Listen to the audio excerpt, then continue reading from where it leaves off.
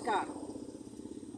आप सुनते होंगे और देखते भी होंगे, पढ़ते भी होंगे कि दम घुट गया और व्यक्ति जो है बीमार पड़ गया, या कभी कभी ऐसा भी होता है कि वो मर गया।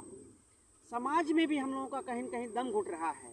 समाज देता बहुत कम है, लेकिन दम घुटने का जो माध्यम बहुत ज़्यादा बनता है। एक घटना अखबार में हमने पढ़ा और उसमें ये महसूस हुआ कि वो पति पत्नी दम घुटने से अपने आप को मौत के गले लगा रही है। उसमें अखबार में लिखा था कि एक मनोचिकित्सक की बेटी जो इकलौती है और एक लड़का जो बनारस का रहने वाला है, उसके पिता किसान भी हैं और एक कॉलेज के प्रोफेसर भी हैं। इकलौता बेटा है, उनके पास कोई पैसे की कमी नहीं है। वह अपने बच्चे को अच्छी शिक्षा देने के लिए बोर्डिंग स्कूल में पढ़ने के लिए भेज देते हैं। जाहिर तौर पे बात है कि उनके पास पैसा था, तभी तो वो बोर्डिंग स्कूल में भेजते हैं। बच्चा पढ़ता है और इधर 11वीं क्लास में डॉक्टर साहब की बेटी बनारस में उसी बोर्डिंग स्कूल में पढ़ने जाती है। दोनों में कुछ आपसी संबंध हो जाता है, आपसी बातचीत तालमेल हो जाता है और वह दोनों पढ़ने लगते हैं। 12वीं क्लास के बाद दोनों बच्चे बाहर निकलते हैं।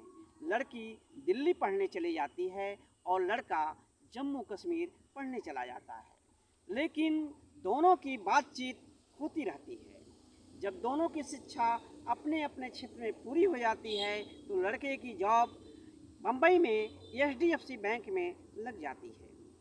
लेकिन बातचीत होने के कारण लड़की भी अपने कैरियर को बनाने के लिए बम्बई पहुंच जाती है। अब बम्बई जब दोनों मिलते हैं, आपस में बातचीत करते हैं, मिलते रहते हैं और ऐसी बात आती है कि वह शादी करने पे विचार करने लगते हैं और अपने घर वालों को मनाने की कोशिश करते हैं।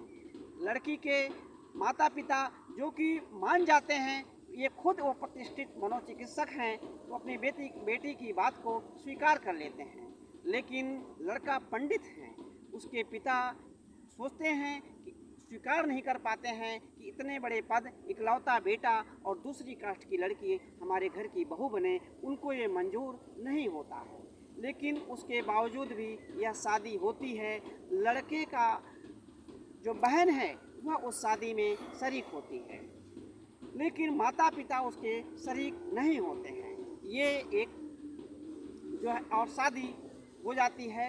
लड़का नौकरी करता है लेकिन लड़की नौकरी नहीं कर पाती है। इस बात की ग्लानि उसको रहती है कि मैं भी पढ़ी लिखी और मुझे नौकरी नहीं मिली। फिर लड़का कहता है ठीक है, मैं भी नौकरी छोड़ देता हूँ, और दोनों ही ससुराल में रहने लगते हैं। उनके अंदर कहीं न कहीं ये ग्लानि होती है कि मैं ससुराल में रह रहा हूँ और कुछ कर नहीं रहा हूँ, घर बैठे खाना खा रहा हूँ। तमाम बातें अगल बगल के जो पड़ोसी होते हैं, रिश्ते नाते होते हैं, मित्र होते हैं, ऐसा लगता है कि उनका कितना दबाव है और वह अपने जीवन को जीते हैं। लेकिन एक दिन बात आती है कि उनके जो डॉक्टर साहब हैं वो कहते हैं कुछ पैसा ले लीजिए और आप बिजनेस करिए। लड़का कहता है कि मैं बिजनेस कुछ बड़ा करने वाला हूँ। और इसी बीच लड़का चला जाता है बनारस। लड़की उसको स्टेशन पे छोड़ने भी जाती है।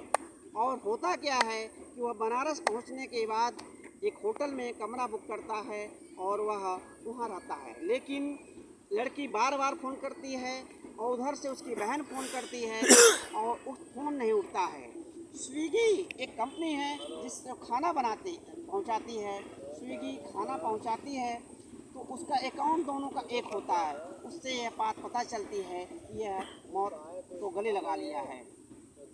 और जब मौत को गले लगा पता चलता है इसको, ये भी छत से कूद जाती है और मौत को गले लगा लेती है।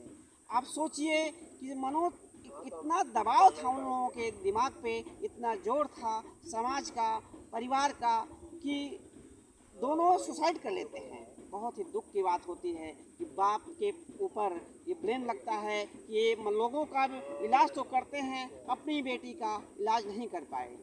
आप देखिए कि आप किसी दूसरे व्यक्ति को कह लेते हैं, लेकिन अपने ही बच्चे को कहने में बड़ा झिझक। आप कहते ज़रूर हैं, लेकिन बच्चा कितना सुनता है ये अलग बात है। तो आप समाज में रहिए और सबकी सुनिए, लेकिन कभी कायरता, मौत एक कायरता है, उसको गले मत लगाइए।